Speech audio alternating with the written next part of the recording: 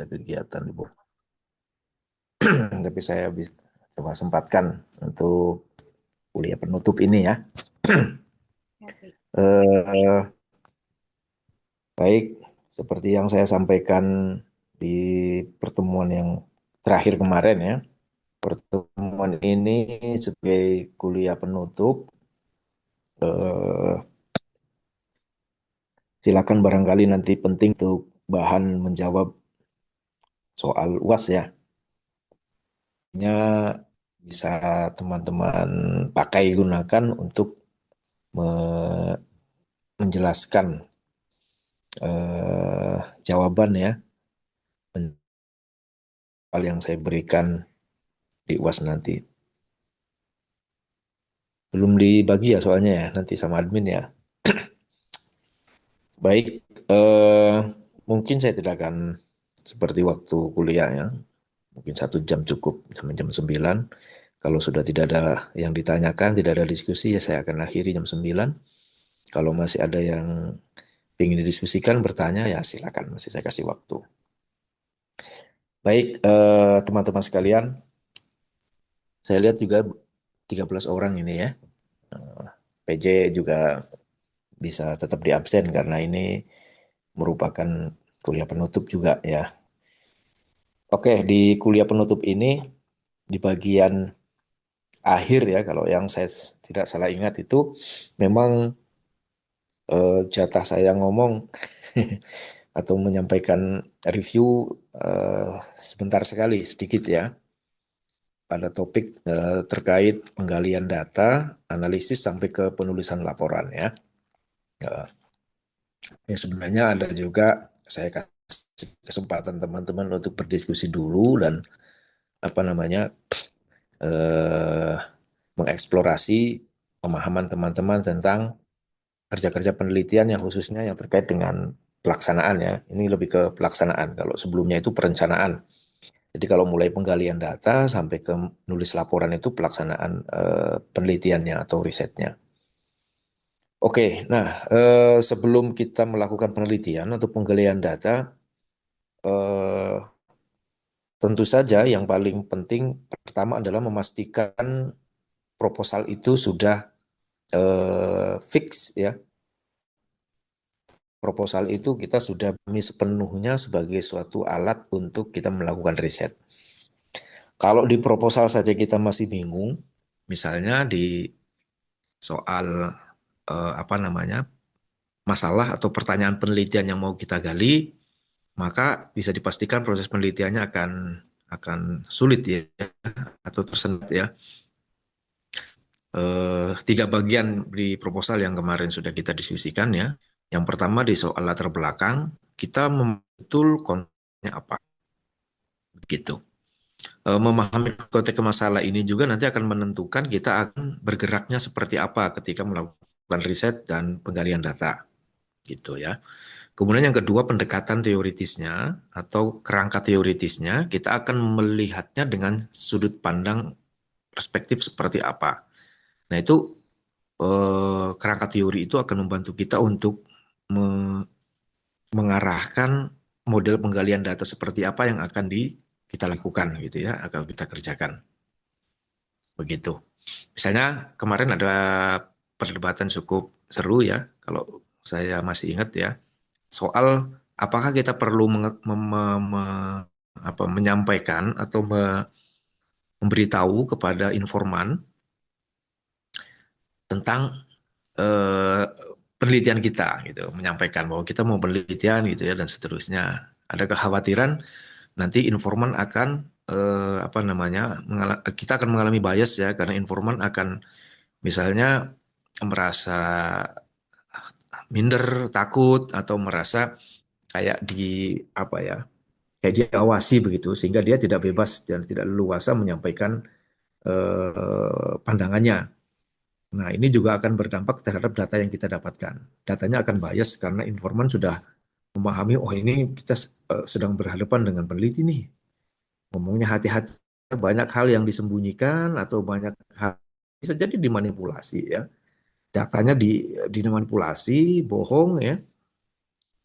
Nah, ini harus disadari betul sama peneliti. eh, disampaikan ke kita adalah informasi yang tidak sebenarnya gitu ya, berbohong. Berbohong juga nanti macam-macam tingkatannya. Ada yang benar-benar berbohong, dia ngomong sesuatu yang bukan yang sebenarnya gitu ya. Atau dia menyampaikan hanya bagian sebagian saja, tidak seluruhnya, tidak utuh informasi yang diberikan. Atau dia menyampaikan informasi yang sesungguhnya bukan miliknya. Dia menyampaikan dari orang lain ya, menurut pemahamannya. Sehingga nanti kita akan sulit membedakan mana yang data yang primer, mana yang data yang sekunder gitu. Gitu. Dia ini lagi nyeritain dirinya sendiri atau nyeritain orang lain? Yang diceritain orang lain berarti kita tidak bisa serta-merta menerima datanya dong. Nanti di cross check dulu sama yang dia diceritakan itu. Misalnya begitu ya. Nah, oke. Jadi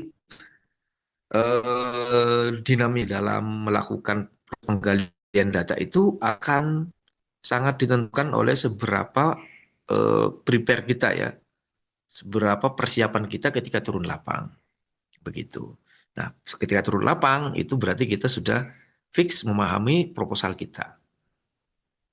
Kalau misalnya penelitiannya itu terkait dengan penelitian yang secara isu itu dia apa namanya pro kontra gitu ya, atau secara isu dia sensitif, nah harus difikirkan nanti bagaimana strategi penggalian datanya.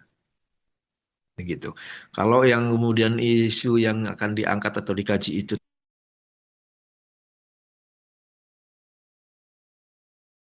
pikirkan nanti penggalian datanya. Gitu ya. Maka penjajakan awal untuk menggali data itu jadi penting ya dilakukan teman-teman. Soal lokasi teman-teman bisa cek misalnya lokasi riset kita akan di mana gitu. Sekarang udah banyak apa namanya media yang bisa dipakai ya, ada Google Earth, Google Maps gitu ya, dan seterusnya untuk memahami sebenarnya lokasi atau tempat di mana kita akan riset itu dia secara geografis dia posisinya di mana. Misalnya kalau risetnya terkait dengan hal-hal yang bersifat apa namanya dengan lingkungan, dengan kondisi lingkungan dan seterusnya, gitu ya. Atau juga survei awal gitu ya, belum yang paling bagus adalah survei awal. Uh, Oke, terus itu persiapan sebelum ke lapang. Termasuk juga soal perizinan ya, teman-teman. Ini juga penting ya. Kalau risetnya terkait dengan isu yang sifatnya formal gitu ya, ya kita harus izin dong ke instansi atau lembaga yang akan kita datangi untuk melakukan mendapatkan pihak sekolahnya atau yang lainnya. Itu persiapan-persiapan teknis administratif seperti itu juga harus dipersiapkan. Itu untuk formalitas gitu ya, untuk supaya kita bisa akses data. Ini pun dalam strateginya bisa bisa apa namanya? Bisa apa? Adaptif ya sesuai dengan kondisi di lama. Seperti yang kemarin sudah saya pernah ceritakan gitu ya.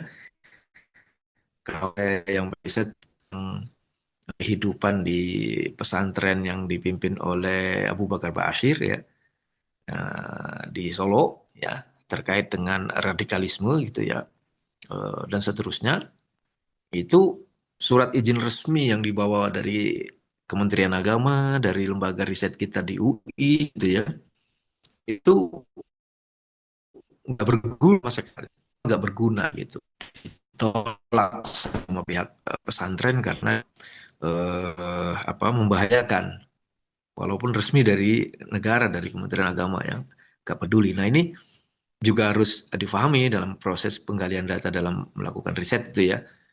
Eh, Seperti itu.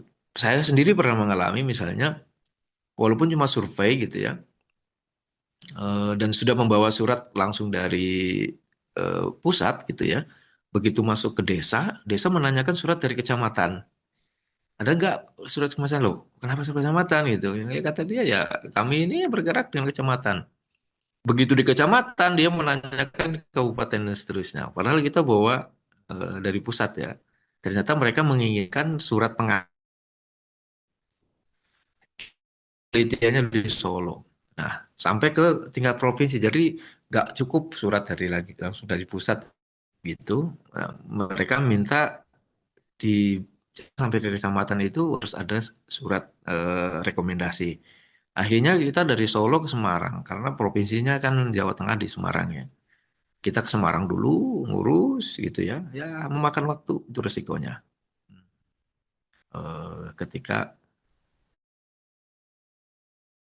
UI atau diminta oleh pihak instansi yang akan kita teliti gitu. Terutama di desa biasanya seringnya itu Sbangpol ya. Keterangan dari pengantar dari kampus gitu ya. Itu udah cukup ya. Anda mau bawa kemana itu bisa. Tapi juga di beberapa tempat ada yang tetap menginginkan itu. Contohnya saya waktu nulis tesis ya. Saya nulis tesis, saya bawa pengantar dari kampus, ya, dari UI waktu itu. Saya mau penelitian ke satu desa di Kabupaten Bantul ya di Jogja. Saya diminta ngurus dulu ke provinsi ya. Ya untung nggak jauh, masih di Jogja. Saya ke kota dulu, ke provinsi gitu ya, untuk mengurus ke Sbangpol, baru kemudian lokasi penelitian saya. Nah ini persiapan-persiapan kayak ini nih sangat apa namanya perlu diperhatikan ya. Walaupun kadang-kadang ya di prakteknya juga ya hanya formalitas saja. Tapi itu perlu ditempuh untuk jaga-jaga. Karena kalau ini nggak dilakukan, penelitian akan tidak bisa dilaksanakan. Penggalian data itu nggak akan bisa dikerjakan kalau ini tidak bisa dilakukan. Nah, contoh yang lain ini yang juga pernah saya alami, tapi karena untuk keberuntungan ya, akhirnya bisa diselesaikan dengan baik. Waktu itu saya mau penelitian di satu lapas ya, penjara ya, di Lampung, penjara Raja Basa. Penjara di Lampung itu kelasnya di bawahnya Cipinang ya, atau sekelas dengan Cipinang ya, di bawahnya Nusa Kambangan. Itu penjaranya bandit-bandit kelas kakap sama kayak Cipinang di Jakarta. Eh, Nah itu saya ke sana, ini penelitiannya dari Kementerian Agama, cerita Kementerian Agama, itu masih sama UI ya, sambil kerja riset ya, di lembaga risetnya UI di jurusan Sosiologi. UI diminta oleh Kementerian Agama untuk melakukan riset tentang kehidupan beragama di masyarakat yang rentan atau masyarakat yang tereksklusi secara sosial. Ada narapidana, pecandu narkoba gitu, PSK gitu ya, anak yang bekerja di bawah umur, namanya manusia-manusia atau orang-orang yang mengalami eksklusi secara sosial ya, yang mengalami kehidupan yang tidak normal seperti manusia pada umumnya. Nah begitu. Kementerian Agama pengen mengetahui data bagaimana mereka menjalani kehidupan keagamaan atau pendidikan keagamaannya seperti apa. Termasuk para narapidana. Di dalam sel itu mereka mendapatkan pendidikan agama nggak sih gitu ya. Nah, bagaimana pelayanan negara terhadap mereka. Gitu. Nah, risetlah kami, nah, saya kebagian yang di penjara Raja Basa di Lampung ya. Oke, saya datang ke sana, saya minta, saya ditemani kawan-kawan aktivis di sana, kontak teman-teman saya. Oke, tolong dong saya antarkan ke LP ya, lapas di Rajasa. Oke. Nah, begitu masuk saya ketemu sama si sipirnya, lalu diantarkan ke kepala sipir. Oke, saya sampaikan ya, karena ini lembaga resmi dari Kementerian Agama. Bla, bla, bla. Dia baca, oke, diterimalah saya dengan baik. Baik, oke, bagus ini penelitiannya. Ini juga membantu napi-napi kami supaya bisa lebih baik kehidupannya kan, kalau dengan agama kan. Ya, oke Pak, tapi punten Pak, gitu kata dia. Kami ini, lembaga kami ini di bawah Kementerian Hukum dan HAM, kata dia. Jadi jalur koordinasi semua kerja-kerja kami ini terkoordinasi dengan Kementerian Hukum dan HAM gitu. Nah, Bapak ini kan kerja kan dari Kementerian Agama gitu. Jadi ya punten Pak, Bapak harus ini dulu minta rekomendasi dari Kementerian Hukum dan HAM Pak, supaya Bapak bisa ketemu dengan para narapidana ini. Kalau enggak nanti kami yang disalahkan Pak katanya. Ya begini nih yang namanya birokrasi ya teman-teman. Jadi Bapak belum bisa Pak untuk ketemu dan wawancara kepada narapidana. Itu kalau ngobrol dengan kami sih ya ayo saja gitu. Tapi kalau dengan narapidana ini lain lain lain soal bahaya Pak. Nanti kami yang disalahkan. Waduh, saya bilang gitu. Terus gimana Pak? Saya sudah di sini Pak. Saya harus ke Jakarta lagi. Ya harusnya sih begitu Pak. Dari Kementerian Hukum dan HAM-nya Bapak langsung minta dari Kementerian Agama minta rekomendasi Kementerian Hukum dan HAM gitu. Anehnya ini nggak dipersiapkan. Bingung saya kan. Saya telepon orang UI-nya kan dari manajer yang di lembaga gini. Wah iya ya Pak. Ini kita enggak ini katanya. Oh mas, saya masih mahasiswa S2 waktu itu saya. Aduh, terus gimana? Coba koordinasi lagi, barangkali ada solusi ya. Mas udah di Lampung ya. Ini gimana Pak? Udah di sini saya, masa harus kembali ke Jakarta? Waktu saya cuma 10 hari Pak. Nanti bolak-balik akan lalu ada solusi. Ya udah Pak, coba saja Bapak ketemunya dengan apa yang di provinsi. Jadi dinas eh, dinas apa namanya? Apa istilahnya bukan dinas ya? Kementerian Hukum dan HAM Provinsi Lampung kata dia. Bapak bawa surat dari Kemenag itu. Nah, nanti dari Provinsi Lampung kasih rekomendasi untuk bisa masuk ke lapas kami. Oh, oke Pak, kalau gitu dekat ya, karena masih satu kota toh di Bandar Lampung. Bisa nggak ke apa ini ngurus surat-surat begini kan cerita kan nanti teman-teman juga akan mengalami ini pas nulis skripsi ya. Sama nanti akan urusannya dengan perizinan segala macam gitu.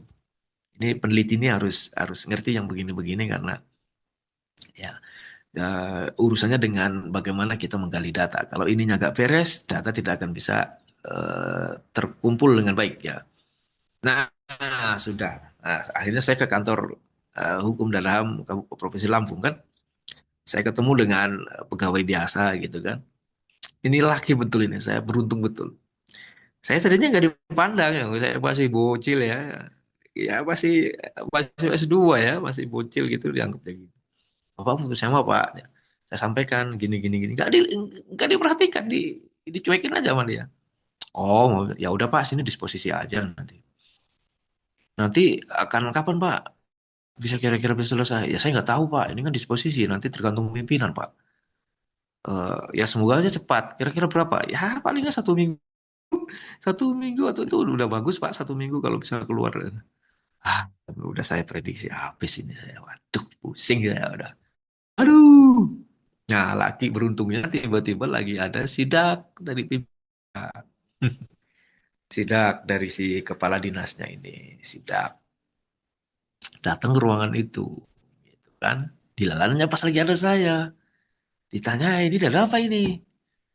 Oh, ya Pak, perkenalkan saya Satori gini-gini dari UI, dari Kementerian Agama saya itu. Oh, dari UI, kuliahnya di UI Mas. Ya, dilalanya ponakannya si kadisnya ini juga lagi kuliah di UI. Jadi so akrab dia. Wah, ponakan saya juga lagi kuliah di UI, Pak. Kalau Mas gitu. Oh, bagus, Pak. Bener dari UI, coba mana lihat ininya KTA-nya. Nanyain KTA coba kan. Saya keluar dulu tuh saya bawa ini kartu tanda pengenal mahasiswa UI. Oh iya bener ya Mas. Salam nanti buat ponakan saya. Pas saya juga nggak tahu gitu. Asal iya iya aja. Terus lagi apa di sini pas? Ya gini Pak, saya lagi gini gini gini. Oh, lagi penelitian sama dan agama. Ya udah, diurus saja sok langsung. Langsung dipanggil kan. Saya sudah lapor ke Pak ini Pak. Langsung. Gimana? Udah diurus belum? Ya, langsung gini gini. Ya Pak, ya Pak, ya Pak. Gitu ya birokrasi ya. Birokrat. Ya Pak, ya Pak udah diurus Pak. Cepatan ya ini ya supaya dibantu ini si masnya ini supaya penelitian cepat selesai ya.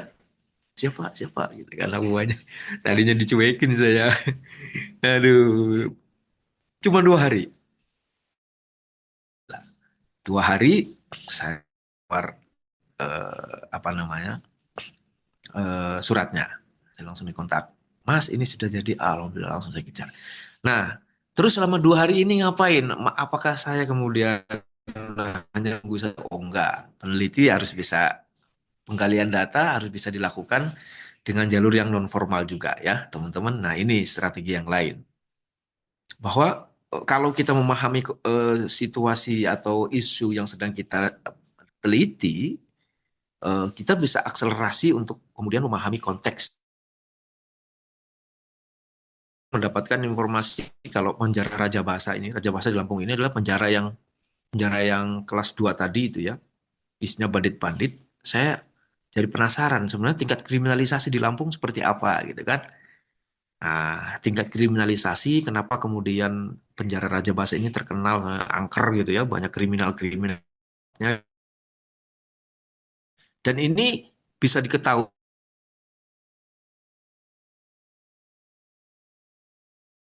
saya bisa mencari informan yang lain untuk bisa mendapatkan informasi ini. Gitu. Nah, 2 hari itu saya manfaatkan ketemu dengan kawan jaringan saya ini, ngobrol sama dia.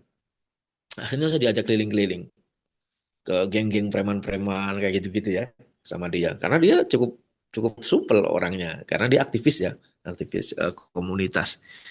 Saya tanya, bro, kalau di Lampung tuh tingkat kriminal tuh biasanya gimana, bro? Ada tempat-tempat yang ini nggak, yang tingkat kriminalnya tinggi? Wow, jangan salah bang, kata dia.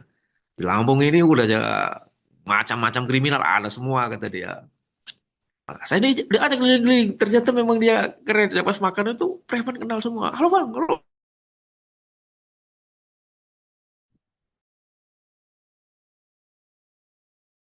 Besar ya. Saya diajak keliling-keliling, ngobrol sama banyak orang bahwa mayoritas orang yang tinggal di penjara Raja Basa ini ya kebanyakan karena ini kan perbatasan antara Jawa Sumatera ya kan kawan ya. Dia tuh masuk menuju Sumatera. Kalau orang mau ke Palembang, ke Padang dan seterusnya itu pasti melalui Lampung. Kalau jalur darat ya, bahkan jalur udara ya dan laut itu semua, kalau mau traveling jalur darat sampai ke Aceh sana pasti lewat Lampung, nyebrang dari Jakarta. Jadi itu memang isinya perompak-perompak di selat selat itu, Selat Sunda itu ya, selat antara Jawa Sumatera itu. Itu benar-benar jalur jalur panas itu, isinya bandit-bandit gitu ya, karena dia membawa membawa logistik dari Jawa ke Sumatera itu. Kalau jalur darat ya pasti melalui Lampung, membawa makanan, logistik makanan, elektronik dan sebagainya ya, dari Jawa, dari Jakarta itu ke Lampung dia akan naik kapal kargo dan seterusnya. Disitulah kemudian ya, tingkat kriminalitas akan tinggi. Nah, saya gali informasi selama dengan jalur-jalur non formal, tidak mengandalkan surat tadi, tapi saya belusukan kemana-mana dengan kawan-kawan saya untuk memahami situasi kondisi bagaimana di penjara. Jadi sebelum saya masuk ke penjara, saya bukan ke di penjara maksudnya, saya masuk untuk riset wawancara ke para narapidana penjara itu, saya sudah punya gambaran macam macam apa yang akan saya hadapi ini para kriminal-kriminal di dalam ini. Eh, Pembunuh pasti ada, perampok pasti ada, dan seterusnya. Oke, saya akan berhadapan dengan mereka. Jadi, ya awalnya saya pasti dari Jakarta udah takut ya. Ya saya nekat aja milih itu ya. Apa namanya? Masa sih, mau saya lagi tugas resmi, tenang aja lah, gak bakalan diapa-apain sama mereka gitu kan. Saya akan bisa gitu. Tapi ya tetap aja mau saya hadapi para narapidana gitu ya. Waduh, saya mau mau gimana ini? Saya khawatir juga kan, tahu-tahu ada apa-apa gitu. Tapi 2 hari ini, jadi ada hikmahnya gitu, ada berkahnya saya harus ngurus surat. Kalau saya langsung masuk ke penjara untuk nanya narapidana, mungkin saya udah ngeblank dulu, shock dulu gitu ya. Bingung nanti mau nanya apa juga udah takut dulu. Begitu 2 hari saya kasih penjelasan, saya dikasih penjelasan, saya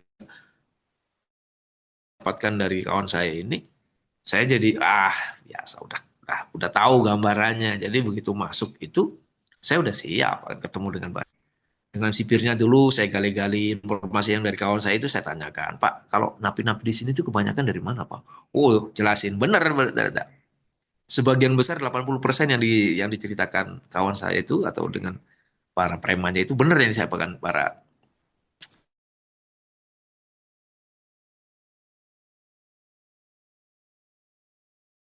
Pak, bunuh, perampok yang jalur apa di jalur laut itu dan seterusnya. Oh, gitu Pak ya. Ya, Bapak nanti ya hati-hati aja kelihatannya orangnya begini ya padahal ya dia kena pasal ini, pasal ini, pasal ini. Wah, disebutin pasalnya. Aduh. Oke, Pak, siap, siap, siap. Ya, tapi jangan takut, Pak. Kita kawal, kita awasi. Bapak kan tanggung jawab kami kalau udah ada suratnya gitu kan. Oke, sip. Begitu cerita saya teman-teman. Jadi dinamika untuk proses penggalian data itu akan selalu begitu ya. Eh, tentu saja ketika kemudian saya ketemu dengan para narapidana, saya tidak kemudian sok-sokan kayak lagi peneliti dari pusat dan saya turunkan. Saya lagi belajar Pak, saya pengen tahu bagaimana kehidupan Bapak di sini. Eh, dan seterusnya itu ada teknik yang lain ya menggali data. Jadi ketemu dengan pejabat itu kita formal resmi, tapi ketemu dengan informan ini saya nggak sama sekali saya nggak tunjukkan surat, sama sekali saya nggak bilang apa-apa tentang background saya. Saya kuliah di UI enggak kalau nggak ditanya gitu ya. Kecuali kalau masa masih kuliah ya, di mana ya saya sampaikan.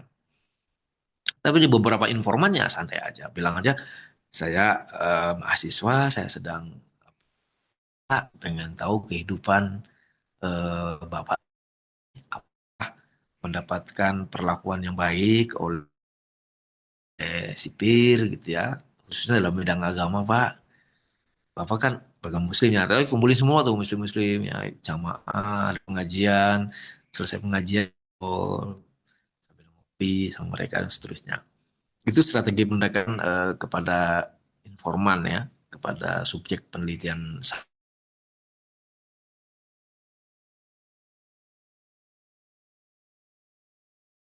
apa, isunya bagaimana, kondisi lapang yang mau kita seperti apa, itu penting kita pahami.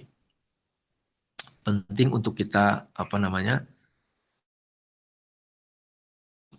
mengatur strategi apa yang nanti akan kita gunakan di dalam melakukan riset gitu ya. Oke, sampai sini dulu ada yang ingin di feedback, ditanyakan? Boleh ya? Nah, sebelum saya geser ke berikutnya. Adakah? Pak, izin Ya. bertanya, Pak. Kalau Yuk. tadi itu kan penelitian pengalaman Bapak di penelitian lapangan ya, Pak. Kalau Hmm. penelitian studi literatur research itu yang bibliografi itu bibliografi atau bibliometik ya? Saya lupa itu. Itu bagaimana, Pak? Berarti kita Oke. harus lihat tren penelitian terbaru, tak, Pak? Hmm. Oke. Kalau untuk penelitian library research ya, penelitian kepustakaan, yang pertama-tama harus clear di proposal adalah sumber. Sumber datanya akan dari mana dan bagaimana cara kita mengakses. Itu teman-teman. Nah ini biasanya pertama kalau yang model literatur ini riset sejarah. Karena dia butuh dokumen-dokumen sejarah ya. Sejarah itu riset dokumen. Karena yang dianggap valid oleh ilmu sejarah adalah dokumen-dokumen peristiwa-peristiwa masa lalu yang didokumentasi dalam dokumen-dokumen sejarah, arsip gitu ya, manuskrip dan seterusnya. Yang kedua adalah riset tafsir nih, teman-teman tafsir ya. Dia akan mengkaji tentang ayat-ayat gitu ya, tafsir dan hadis ya, terkait dengan teks ya. Pokoknya yang berhubungan dengan teks ya, karena sejarah tentang teks ya, tentang teks ya, tentang media atau sebagian juga riset tentang ekonomi. Dia kalau mau tentang data-data sekunder ya, yang dari dia tidak riset lapang tapi riset kalau perusahaan berarti tentang apa indeks gitu ya. Berarti dia butuh data-data sekunder untuk dianalisis. Ya, ini riset-riset teks atau pustaka tadi. Oke. Nah, riset-riset yang macam ini, teman-teman, itu sebelum kita turun lapang kita harus mesti clear dulu sumber datanya di mana gitu ya. Atau apa dan bisa didapatkan di mana. Misalnya ini pengalaman saya dari waktu disertasi ya S3. Saya penelitian S3 saya sejarah tentang Perang Kedongdong tahun 18 ya. Nah, di proposal saya sudah clear di mana saja apa saja dokumen yang saya butuhkan dan saya bisa dapatkannya di mana. Begitu. Kalau ini belum clear, akan begitu pun riset-riset apa nama kajian-kajiannya, kajian apa pemikiran tokoh itu apa kitab-kitabnya, apakah bisa diakses kita? Kalau ternyata nggak bisa diakses, ini akan sulit dan akan gagal penelitiannya. Ya. Sebelum ke disertasi, saya waktu S1-nya risetnya library riset. Ya. Riset lapang waktu S2 saja. S1 dan S3 saya itu dua-duanya kajian pustaka, bukan kajian lapang. S1 saya kajian tentang pemikiran tokoh namanya Imam Ibnu Arabi. Tokoh filosof Muslim ya, Ibnu Arabi. Agak nekat sebenarnya. Awalnya saya pengen Imam Al-Ghazali karena karyanya banyak dan aksesnya gampang gitu ya. Akan bisa saya dapatkan dengan mudah kitabnya. Tapi saat itu sudah ada yang mengambil itu kawan saya. Jadi ada ketentuan di jurusan saya kalau sudah ada kajian satu yang sudah diangkat di dalam satu angkatan maka yang lainnya nggak boleh. Saya harus memilih tokoh yang lain yang mau diangkat saya kaji. Akhirnya yang saya apa pilih Imam Ibnu Arabi. Walaupun agak nekat karena agak sulit mencari kitabnya beliau ini. Oke, ada dua apa tiga yang babon nih kitabnya itu. Yang pertama Futuhatul Makkiyah kitabnya, yang kedua kitabnya Fususul Hikam. Saya masih ingat. Yang Fususul Hikam ini gampang, yang paling sulit Futuhatul Makkiyah. Wah, ini kalau saya nggak dapat kitabnya ya saya nggak bakalan bisa lanjut nulis skripsi saya ini. Saya konsultasi ke pembimbing saya. Ya coba saudara cari di kampus lain, mungkin di Surabaya ada atau di Jogja. Ya, yang paling dekat aja dulu lah ke Jogja kelamaan. Saya cari ke Surabaya di UIN Sunan Ampel ya Surabaya. Ada di perpustakaan S2-nya mereka. Cuman tidak bisa difotokopi, tidak bisa dibawa keluar dari perpus, harus dibaca di situ. Sementara kitabnya 5 jilid. Tebelnya segini. Segini sebenarnya. Tebal sekali ya. Tebal sekali 5 jilid. Seperti kitab Ihya Ulumuddin ya. Kitabnya Imam Al-Ghazali. Setebal itu. Waduh, ya nggak mungkin saya baca di ini. Saya harus balik ke Kediri kan. Jadi ada informasi dari pembimbing saya. Coba di UIN hanya sudah ada digitalisasi kitab. Waktu itu Maktabah Syamilah waktu mau digitalisasi ya. Tahu teman-teman Maktabah Syamilah? Nah, waktu itu waktu awal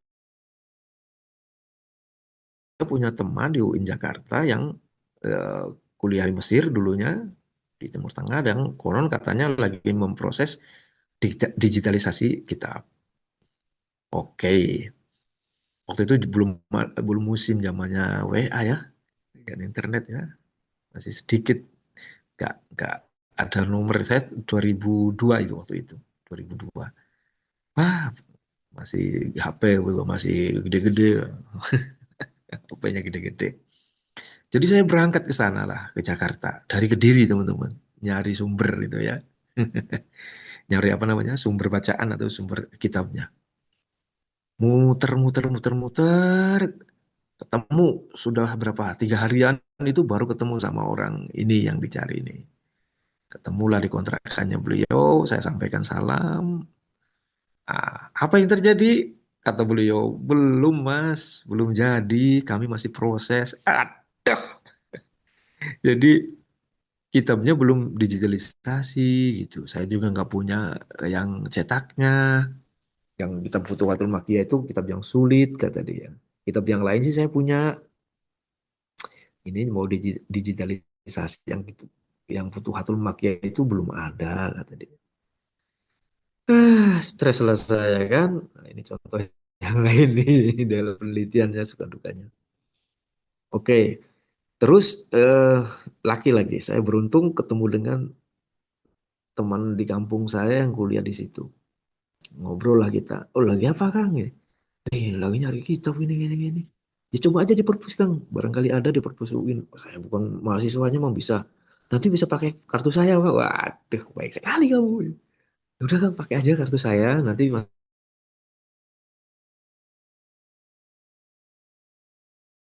UIN Jakarta ternyata ada dan bisa di copy. Alhamdulillah. Langsung pakai kartunya dia, saya copy kitab. Saat itu aja udah sekitar saya masih 120-an ribu habis fotokopinya aja. Mungkin kalau sekarang ya udah 500 ribu ya buat memfotokopi kitabnya. Itu contohnya ya. Nah, pulang dan saya sampaikan kepada pembimbing, ini Pak, sudah saya dapatkan data. Jadi mengumumkan data itu dari sumbernya dulu, terutama untuk riset-riset yang teks tadi ya. Oh, oh iya, dari mana kamu dapatkan? Dari Jakarta, Pak. Oke, kalau gitu lanjut, kamu selesaikan skripsi kamu. Oke, saya selesaikan. Alhamdulillah sampai lulus ya. Nah, sama kayak waktu S3, waktu doktor. Ya, waktu S3 penelitian saya tentang sejarah kolonial ya, kampus di perpusnya UI sendiri. Oke, cukup lengkap, tapi tidak spesifik tentang penelitian saya. Tapi sudah backgroundnya saat itu kebijakan pemerintah Belanda, kolonial Belanda itu seperti apa? Nah, itu dari dokumen-dokumen arsip tentang peristiwa itu. Ya, tidak banyak juga yang menulis itu ya. Dari mana? Saya cari lagi ke Perpusnas, ya, Perpustakaan Nasional. Jadi yang anggota saya akses, dapat juga sebagian dari Perpusnas. Saya kumpulkan dokumen-dokumen yang terkait dengan peristiwa sejarah itu. Oke. Yang lebih spesifik lagi ada namanya KITLV. KITLV ini perpustakaan milik Belanda di semua negara, terutama negara-negara yang bekas jajahannya dia, mereka ya. Suriname di Indonesia itu ada namanya KITLV lembaganya. Oke, ada banyak dokumen yang udah mulai mengarah ke spesifik tentang peristiwa itu karena mereka kaya dengan dokumen-dokumen. Tapi juga masih belum lengkap juga. Oh, saya cari lagi di mana dengan pembimbing saya. Ada lagi nyarinya tentunya di Arsip Nasional ya, ANRI, Arsip Nasional Republik Indonesia. Kebetulan ada teman saya kuliah S3 yang dia jadi direktur di situ dari Andri yang ngurus soal dokumentasi apa pengarsipan apa namanya arsip-arsip. Dia mencari arsip-arsip yang tercecer pada masa pemerintahan kita zaman dulu itu. Dia sampai nyari ke Inggris karena Inggris pernah menjajah di sini.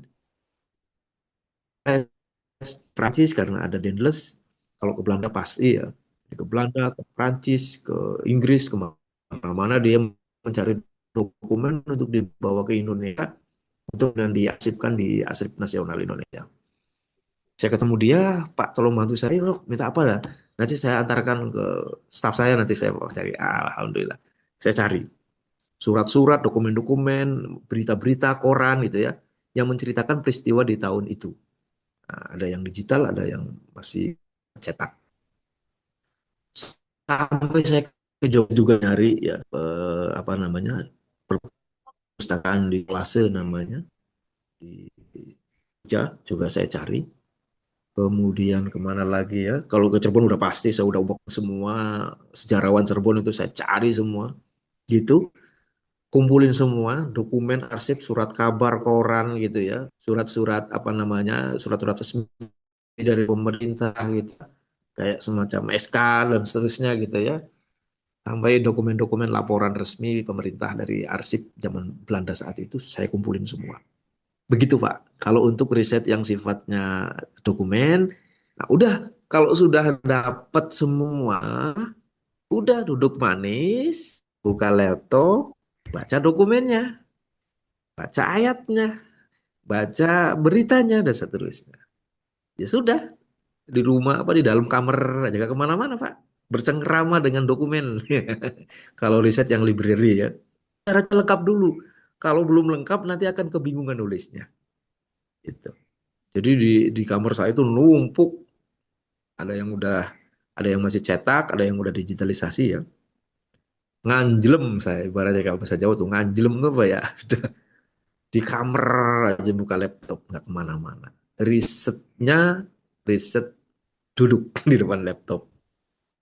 Karena yang menjadi utama adalah dokumen itu. Tapi juga sesekali saya ngobrol dong, kalau jenuh ya saya ngobrol juga untuk menopang data-data ini. Saya ngobrol dengan tokoh-tokoh sejarawan di Cirebon tentang perspektif yang ada. Tapi itu sebagai tambahan saja dan berisi. Informasi dari informan itu hanya tambahan saja untuk mendukung data yang saya dapatkan dari dokumen. Oh iya, begini begini. Oh, saya bikin. Tapi dia hanya pendukung ya. Wawancara itu pendukung. Utamanya adalah dari arsip dan begitu Pak. Ya bab saya tulis gitu. Kalau riset yang library seperti itu. Oke, semoga cukup memberikan penjelasan kepada Anda kalau mau melakukan penelitian seperti apa. Begitupun yang riset yang data sekunder tadi ya, dari yang aksesnya dari mana misalnya nih mau mendapatkan data dari BPS, data dari perusahaannya misalnya tentang terkait dengan pendapatan biasanya ada annual report ya. Perusahaan itu setiap tahun selalu membuat annual report, laporan tahunan mereka dari mulai produksi bla bla bla sampai selesai sampai penghasilan itu ada. Nah, itu bisa diakses. Ada yang berbayar. Kalau berbayar disiapkan dana untuk bisa mengakses dokumen itu ke perusahaan. Begitupun di BPS dan instansi-instansi yang data-data seperti itu. Kalau risetnya tentang panahan ya ke BPN gitu ya, Badan Pertanahan Nasional, bagaimana status tanah dan seterusnya. Ada yang berbayar, ada yang free, tergantung dari jenis dokumen yang akan diakses seperti apa. Begitu. Setelah dapat, ya sudah kayak tadi, duduk manis di laptop. Oke. Begitu Pak, siapa tadi yang tanya? Abdul Ma'ruf ya? Abdul Manap, Pak. Manaf. Terima kasih, Pak. Sama itu Ya, tadi sama-sama ngomong-ngomong Pak Manaf. tentang BPS, Pak. Itu sekarang kan sudah bisa dari online ya, Pak. Itu saya masih bingung Dari apa? untuk filter ininya, Pak, filter pencariannya begitu. Memang ada yang berbayar, ada yang tidak, seperti yang Bapak bilang. Cuman bedain yang berbayar atau tidaknya itu juga saya masih bingung. Mungkin nanti ya, Pak, ada eh, pertemuan khususnya mungkin ya, Pak ya, dibahas. Saran, sarannya langsung ketemu di kantor BPS-nya, Mas. Akan lebih fix lagi, lebih valid lagi, langsung aja. Kita risetnya memang resmi gitu ya dan seterusnya, sampaikan saja suratnya. Terus saya mau cari dokumen ini Pak, kira-kira bisa saya dapatkan bagaimana caranya kayak gitu. Nanti mereka akan jelaskan. Oke, yang ini ada Mas, bisa langsung Mas free. Nanti dia akan kasih linknya. Ada yang kalau yang ini berbayar Mas, ada bentuknya gini, nah, dan seterusnya. Itu saran saya langsung ya, karena kalau lewat aplikasi digital akan terbatas aksesnya, gitu ya. Login sebagai member tetap tidak langsung ketika ketemu dengan langsung ya ke kantor BPS-nya ditemui dan seterusnya. Nah itu ini juga pencarian data kayak gini juga sama rumitnya dengan proses perizinan saat mau riset lapang tadi ya.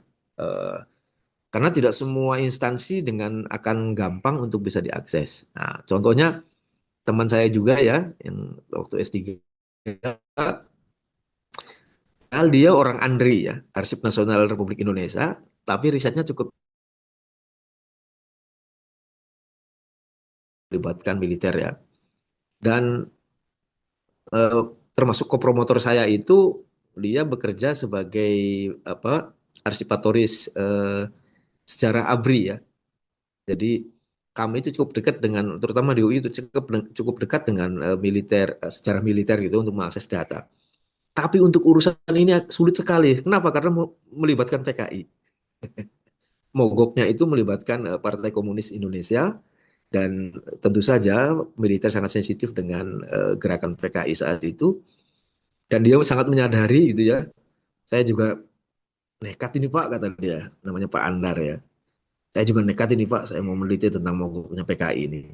Ternyata benar dia, sulit sekali. Padahal profesor kami namanya Susanto Zudi itu dia penasehat senior di militer. Sejarah militer itu di Indonesia ini salah satunya penasehatnya adalah promotor kami, profesor di UI namanya Susanto Zudi. Beliau juga nggak mempan, padahal Pak Andar melalui itu, melalui Pak Santo, dibantu Pak Santo untuk mengakses data itu sulit Pak. Ini benar ini militerismenya. Tapi akhirnya dia terus gali, akhirnya dapat dan ya lulus juga akhirnya. Ketika saya tanya, wah sulit Pak, saya nggak bisa menjelaskan detail kepada Pak Satori karena ini juga terkait dengan rahasia negara kata dia. Waduh, saya bilang, ya karena ini urusannya dengan rahasia negara. Satu partai yang sangat dimusuhi sama militer, ya, Partai Komunis Indonesia, dan ketika data ini keluar akan bisa berefek citra militer dan seterusnya kata dia. Makanya, wah ini saya jadi mengalami, saya orang arsip, saya begitu sulit mendapat, memang agak aneh kata dia. Indonesia ini memang agak aneh kata dia. Itu ya, jadi mengakses arsip juga harus ini ya. Ini kalau yang risetnya memang isunya yang sensitif ya teman-teman. Kalau untuk skripsinya teman-teman sih kayaknya enggak. Saya lagi gambarin aja kalau namanya riset kualitatif, riset itu data itu akan selalu ada ya. Dan ini harus dipertimbangkan oleh peneliti saat melakukan penelitian. Mungkin ada yang risikonya biasa, ada yang effortnya cukup berat, bahkan sampai ke pertaruhan soal keamanan kita ya. Saya waktu di Papua ya seperti itu ya, sampai mau diancam dipanah. Sudah saya ceritakan ya, jika mau menggali data sampai ancamannya sampai nyawa karena saya di tengah-tengah konflik antara masyarakat adat marga yang pro perusahaan sawit sama yang kontra, mereka sedang berantem. Nah, saya riset dan tentunya saya berpihak kepada yang kontra perusahaan ya. Saya akan diancam, saya diancam oleh yang pro perusahaan, saya mau dipanah dan seterusnya.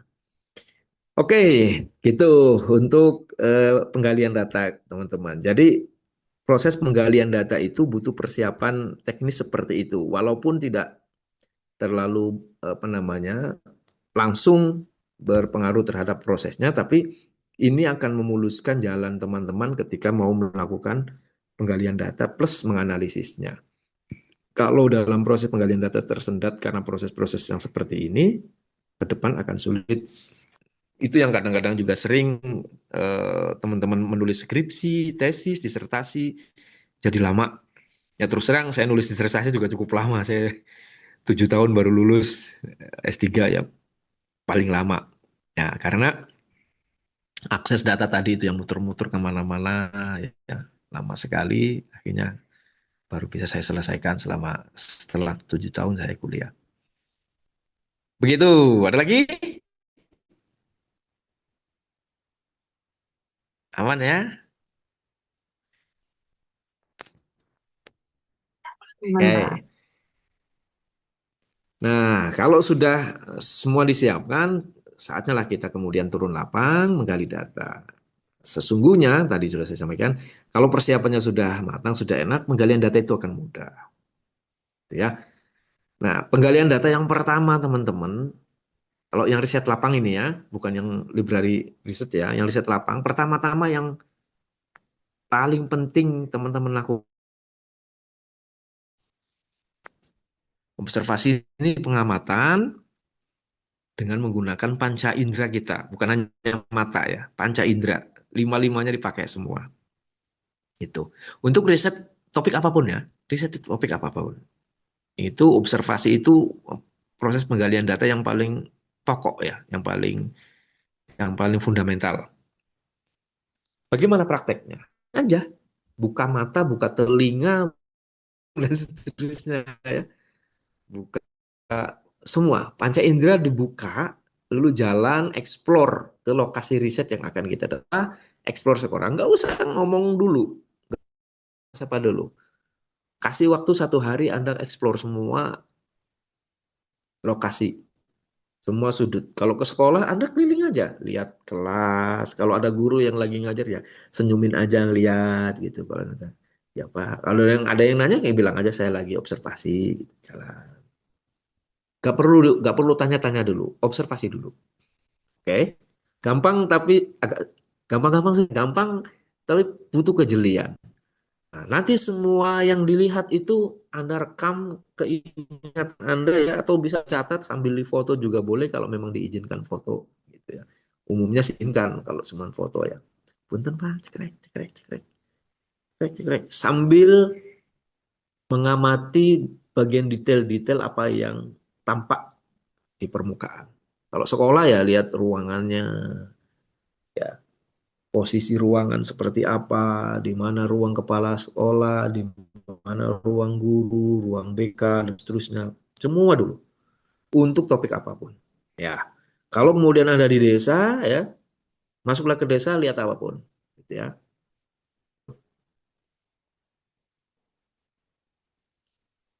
Oke, nanti saya cek, saya respon yang di ini ya, yang di chat ya. Nah, yang kedua setelah semuanya juga yang spesifik mengarah ke topik riset Anda. Ya, bisa dikerjakan bersama-sama atau bisa di lain hari. Ya, kalau waktunya panjang ya sebaiknya di lain hari. Hari pertama cek aja dulu semua gitu ya. Eksplorasi. Nah, hari kedua baru mulai perhatikan karena kan pasti dari pertama kan ada ingatan-ingatan yang dicatat-catat ya cek. Loh, kok ini ya, kok ini ya, kok ini ya gitu ya. Ah, besok saya coba lihat lagi, saya cek lagi gitu ya. Saya harus coba rasakan lagi yang spesifik yang berhubungan dengan topik risetnya. Cek. Nah, mulai detail tuh. Set, detail-detailnya mulai ketemu semua. Catat lagi, catat lagi. Ya, bikin catatan hasil observasi. Anda tulisan ya, buka laptop ditulis, ceritakan apa yang Anda lihat, Anda dengar, dan cium, pokoknya selama observasi dulu. Oke, saya jalan ketemu dengan ini, lalu ini. Kalau Anda ada pertanyaan di situ, tuliskan pertanyaan itu. Kok ruangan guru kok menghadapnya ke sini ya? Ini kok berasa tidak nyaman sih? Harusnya kan menghadap. Tulis aja nggak apa-apa. Terus ruangan BK kok sempit sekali, nyaman ya ruangannya. Tulis aja semua. Oke. Itu yang kedua ya dalam apa teknik observasi. Jadi hasil pengamatan itu langsung ditulis teman-teman. Kalau nggak ditulis nanti akan hilang lagi. Ya, nanti tulisannya hasil observasi atau catatan hasil pengamatan. Oke, sediakan waktu khusus menulis itu, jangan disambi, kerjakan, refleksikan semua. Set, sudah jadi catatannya, dibaca lagi poin-poin mana yang akan perlu dipertajam dan ditanyakan kepada infokan. Dek, dek, dek, dek, saya menggunakan ini. Kok ruang guru ngadepnya toilet sih? Terus dan seterusnya. Dari yang umum sampai yang khusus. Nanti yang khusus terkait dengan topik juga. Oke, ini sebagai bahan obrolan nanti ketemu dengan informan. Ditambah lagi dengan apa namanya susunan daftar pertanyaan yang sudah disiapkan terkait dengan topik. Baru besoknya lagi mulailah ngobrol-ngobrol santai sama informan. Sesuai dengan rencana yang sudah dibuat di proposal. akan ketemu siapa, ngobrol apa, gitu ya. Plus ditambahi dengan hasil catatan observasi tadi. Semua ditanyakan. Oke, ya sudah, kumpulin semakin tajam. Tentu saja nanti lagi juga sambil observasi lagi, barangkali ada yang kurang diperhatikan dan seterusnya.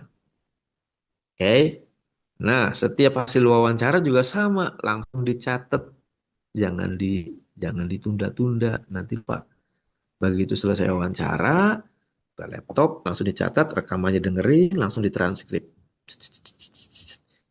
Hari ini saya ngobrol dengan kepala sekolah. Beliau bilang gini, beliau apa bilang apa, tulis semua. Terus sampai kemudian mulai memahami pola-polanya. Dengan topik, oh alah ternyata begini. Menurut versi informan ini begini, informan ini begini, begini, dan seterusnya. Gitu ya. Itu untuk yang teknik wawancara mendalam. Oke, setelah kemudian dipelajari semua hasil wawancara terus diubek-ubek bodoh gitu ya. Baru kemudian kan kita akan begini. Kalau menurut guru-guru begini. Kalau menurut pengelola madrasah ya, kepala sekolah, wakan dan seterusnya. Menurut orang tua begini dan seterusnya. Semua aktor dengan varian-variannya itu semuanya akan teman-teman pahami. Apa perspektif mereka seperti apa. Gitu. Buat catatan hasil hasil memahami dari sekian banyak ini. Ini disebut dengan proses analisis. Jadi analisis itu sudah dilakukan juga saat riset lapang ini ya.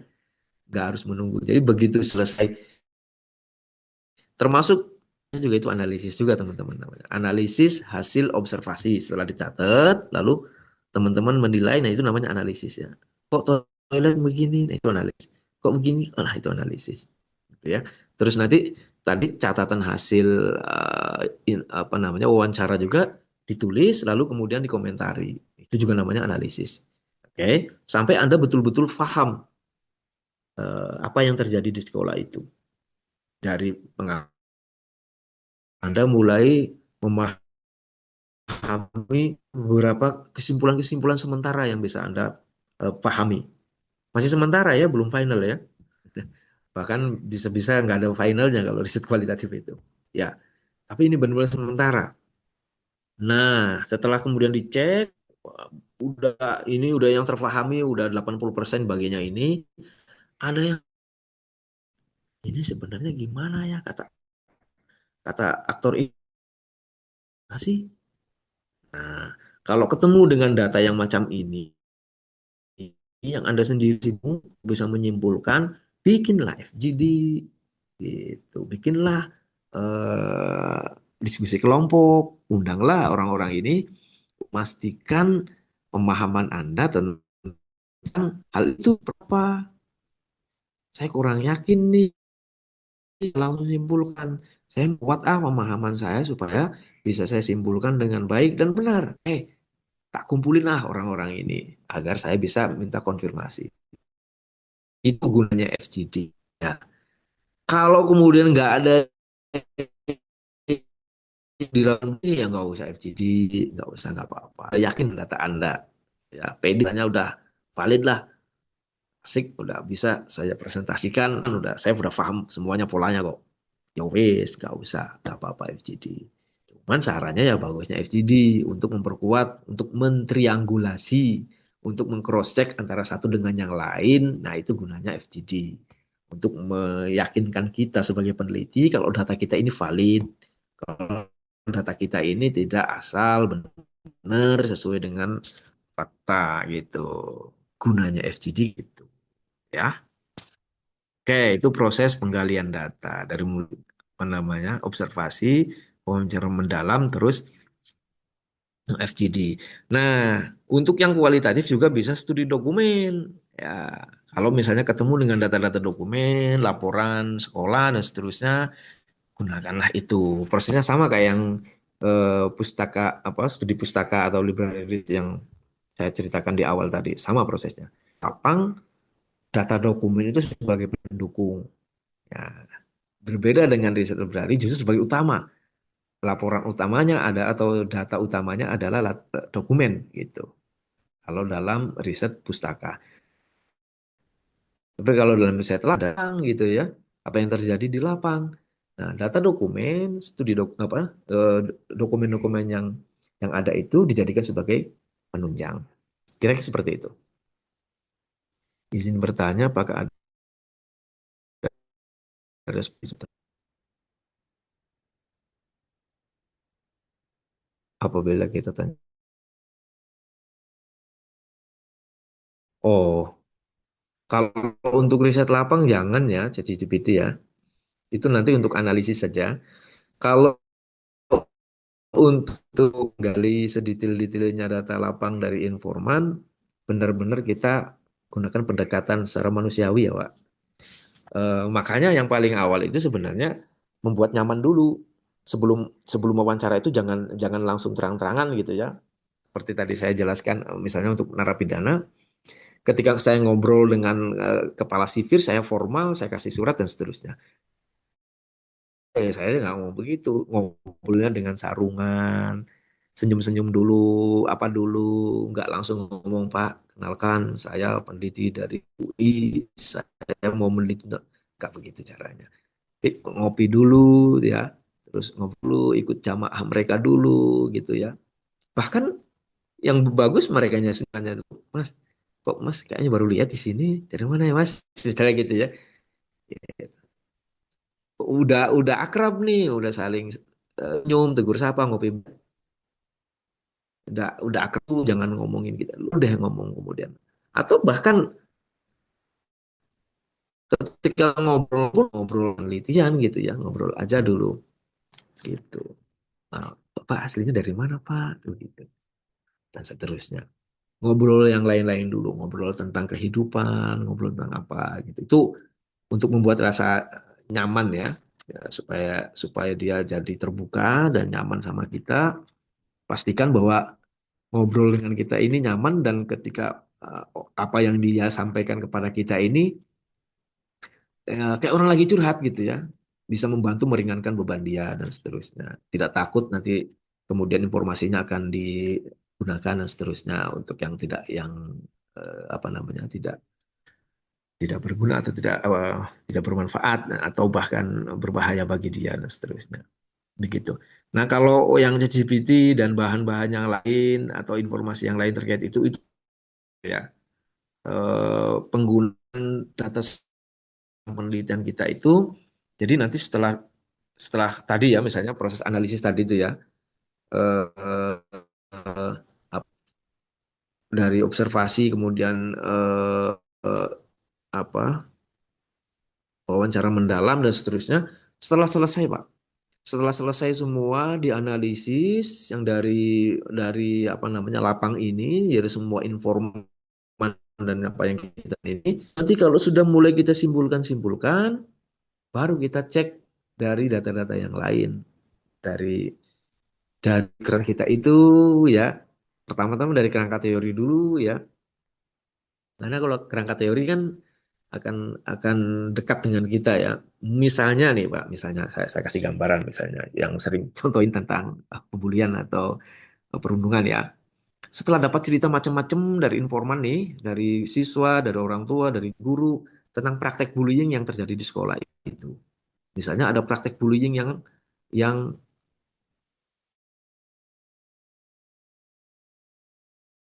gitu. Ini bullying jenis apa ya? Kok aneh gitu ya. Misalnya ada siswa di kelas itu dia terlalu aktif menonjol karena siswanya memang pinter gitu ya. Lomba-lomba apa dia menang terus dan sehingga teman-temannya yang lain tuh jadi apa ya? Ngeliat dia tuh ya kayak sebel jadinya gara-gara kamu jadi kami dianggap goblok, kami ini bla bla bla kayak kayak jadi tekanan lah ya. Akhirnya si siswa berprestasi ini malah malah dibully sama teman-temannya. Wah, gara-gara kamu dijauhi ya, nggak ditemenin karena dia terlalu pinter, terlalu aktif di kelas nanya terus. Kalau kalau orang yang sering nanya di kelas kan sering dibully tuh sama temennya. Gara-gara kamu gak pulang-pulang, gara-gara kamu dan seterusnya. Jadi ada praktek bullying yang unik. Ini secara teori masuknya apa gitu ya. Nah, nanti dibaca-baca lagi teorinya. Ini jenis apa prakteknya? Misalnya nggak ada yang spesifik mengatakan apa, ya sudah jadi temuan Anda. Anda tambahkan sendiri aja, ya. Ini gak cocok. Ini disebut ini gak cocok. Ini apa ya? Mirip-mirip ini, tapi mirip-mirip ini.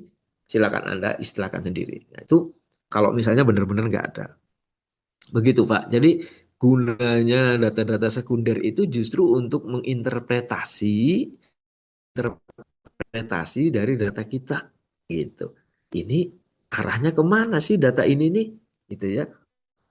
Boleh dibantu dengan data-data sekunder dari mana-mana, penelitian terdahulu, dari buku-buku teori yang terkait dengan riset kita, dari kabar, dari tulisan-tulisan dari jurnalis gitu ya, yang terkait dengan topik itu dan seterusnya. Gitu Pak. Apa nih? Dadan, Pak Dadan. Sudah lebih jam 9 ya. Masih ada yang ingin ditanyakan? Habis itu satu topik lagi, habis itu saya selesai. Nggak ada? Oke. Kalau nggak ada, saya geser satu lagi. Itu tentang menulis laporan. Tadi analisis ya tadi ya. Analisis itu ya, menilai atau menimbang-nimbang apa yang bisa kita simpulkan dari kita itu data sekunder. Nah, lalu hasil dari analisis tadi itu kita sudah memahami bagaimanakah kemudian untuk kita laporkan. Oke. Nah, laporan research itu ada macam-macam, teman-teman, bukan melulu tertulis, ya.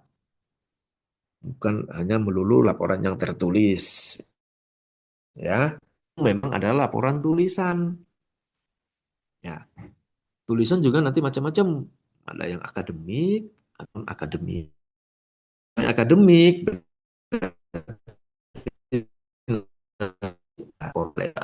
skripsi, tesis, disertasi.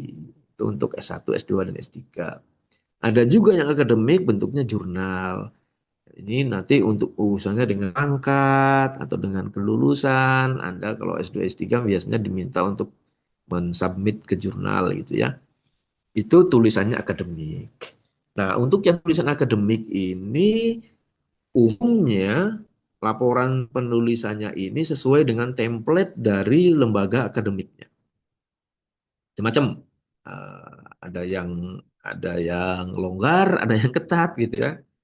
Tapi secara umum nanti isinya ya kayak tadi. Satu latar belakang ya, proposal, lalu kemudian kajian ya, kerangka teorinya apa, terus baru data lapang ya. Spill dikit metodologinya seperti apa, baru kemudian ke data lapang. Eksplorasi data-data tadi, ceritakan aja hasil observasi dan wawancara mendalam sama FGD itu dan studi dokumen itu lalu kemudian ya digabungkan lalu kemudian cerita seperti apa adanya. Baru yang analisis teoritisnya atau analisis reflektifnya. Nah, itu di bagian berikutnya. Data ini menceritakan tentang apa, tentang apa, tentang apa. Ya. Oke, perdebatan teoritis dan perdebatan reflektif itu di bagian setelah data dikumpulkan atau dijelaskan.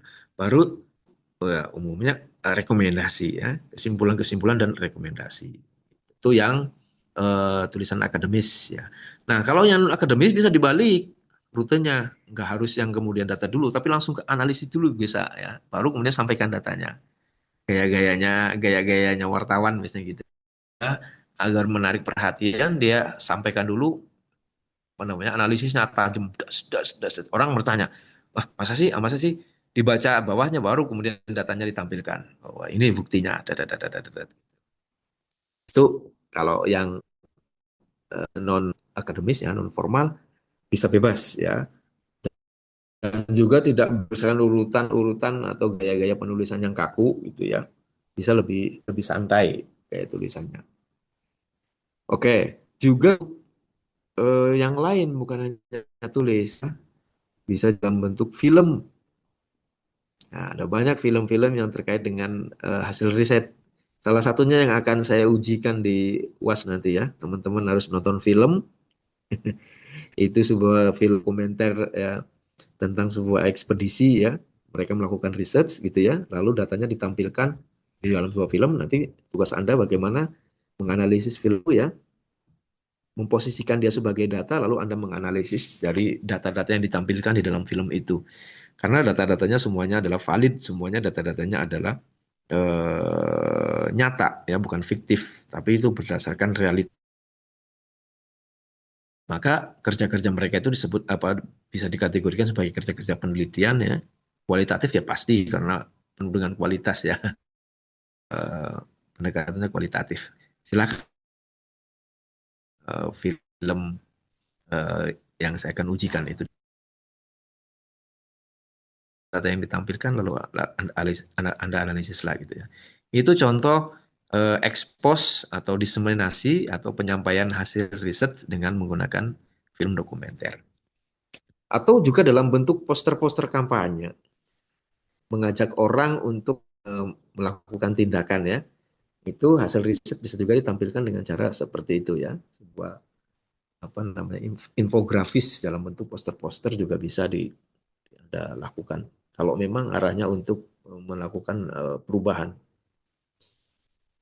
Oke, begitu saja. Sudah 21.14. Silakan kalau ada yang ditanyakan. Kalau tidak ada, akan saya akhiri. Saya tutup teman terakhir ini sebagai kuliah penutup. Semoga, silakan ada pertanyaan. Sudah cukup mungkin Pak. Oke, kalau begitu eh, saya akhiri untuk pertemuan dan mata kuliah ini ya. Untuk mata kuliah metode penelitian kualitatif, semoga bermanfaat. Walaupun saya merasa diri kurang maksimal juga, karena sering hanya kebagian sedikit waktu diskusinya, tapi nggak apa-apa gitu ya.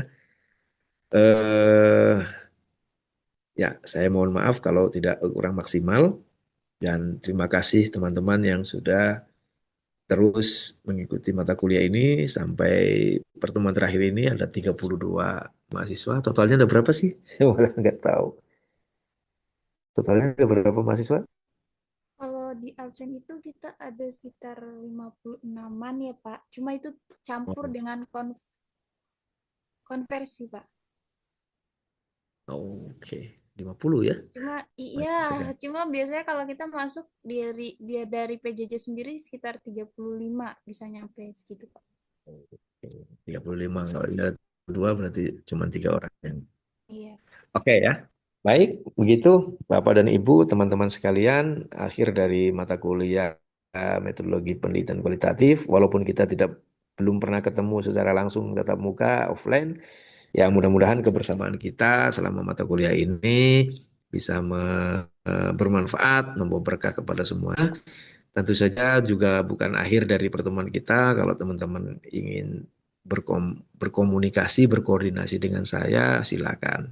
Kalau yang ada di sekitar Cirebon dan sekitarnya, ya silakan bisa ketemu, ngobrol sama saya, ngajak ngopi di mana kan. Silakan Boleh, boleh ngopi-ngopi. Pak. Ya Pak, Kalau yang biasanya Pak Rohendi Pak yang menggerakkan. ya boleh di Bima, ya kan. Kopi ngopi banyak di Cirebon. Ngopi saja, Siap Pak. ngobrol-ngobrol. Silakan ya. Baik, teman-teman. Selamat beristirahat dan selamat menempuh UAS nanti ya. Silakan nanti diikuti dengan baik dan benar. Terima kasih dari saya. Maaf. Wassalamualaikum warahmatullahi wabarakatuh. Waalaikumsalam Waalaikumsalam. warahmatullahi wabarakatuh. Terima kasih banyak Pak Terima atas kasih Pak. waktunya dan Ya. materinya.